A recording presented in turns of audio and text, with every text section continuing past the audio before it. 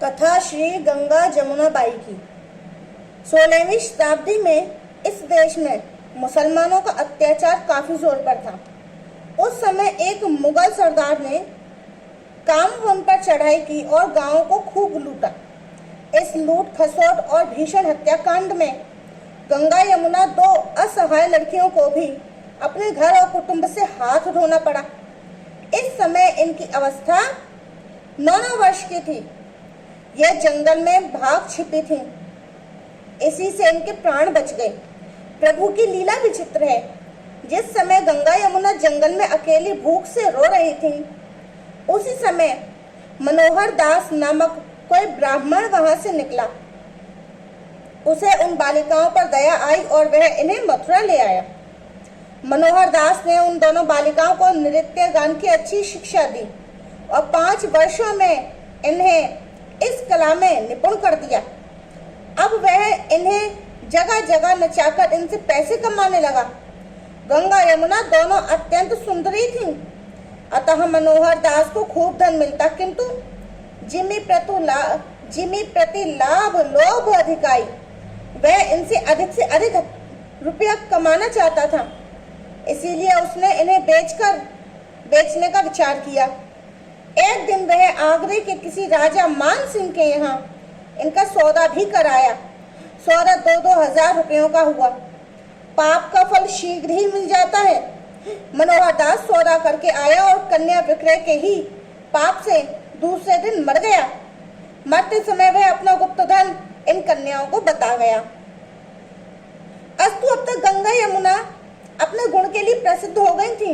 उनकी नृत्य कला और गायन की आनंद लेने के लिए श्री वृंदावन के एक वृद्ध संत श्री परमानंद दास जी कभी कभी मनोहर दास के यहाँ आया करते। उनसे गंगा यमुना का परिचय और प्रेम था। मनोहर दास के मरने पर दोनों बहनें बाबा श्री परमानंद दास जी के यहाँ आश्रम में चली आईं। अब उन्हें इस नृत्य गायन से घृणा हो चुकी थी और संत संग के प्रभाव से स्वाभाविक ही भजन में उनकी रुचि हो गई थी। धीरे धीरे उनका मन इस संसार के विषयों से उपरत हो गया। अब दोनों बहनों ने वैष्णवी दीक्षा ग्रहण करने की प्रार्थना की। बालिकाओं की सच्ची जिज्ञासा देखकर श्री परमानंद दास जी ने उन्हें अपने गुरुदेव गोस्वामी श्री हित हरिवंश चंद्र के शरणापन्न कर दिया। वैष्णवी दीक्षा लेकर गंगा यमुना दोनों श्री ठाकुर जी की सेवा, नाम जप और पाठ भजन आदि बड़ी प्रीति से करने लगी।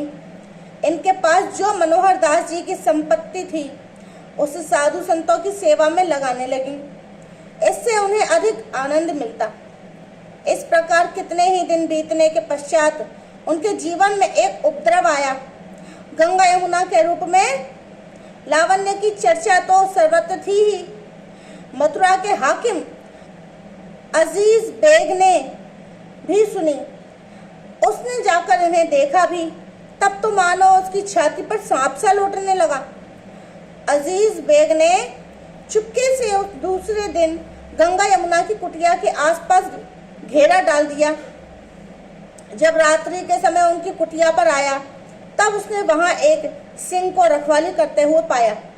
सिंह की गर्जना करके उसे खूब डराया भी। वह भागा अपने घर आया। डर के मारे उसे ज्वर आ गया। कई बार मूर्छा भी हुई। सारी रात बड़े कष्ट से बीती। यह सब तो हुआ, पर गंगा यमुना को इस बात का कोई आया भी था, पता तक न चला। वह तो संतों के संग में बैठी हरि गुणगान करती रही। सवेरा होने पर अजीज बेग गंगा यमुना के पास आया और उन्हें माता शब्द से संबोधित करके उसने अपना अपराध क्षमा कराया। उसी ने उन्हें सिंह की कथा भी सुनाई तथा बहुत सा द्रव्य भेंट किया, किंतु इन्होंने उसके धन को छुआ तक नहीं और संतों की सेवा में लगा देने का उपदेश दिया। इससे अजीज बेग की श्रद्धा और बढ़ गई। उसने बार बार इनकी चरण रज ली। तब इन्होंने उसे आदर के साथ विदा कर दिया।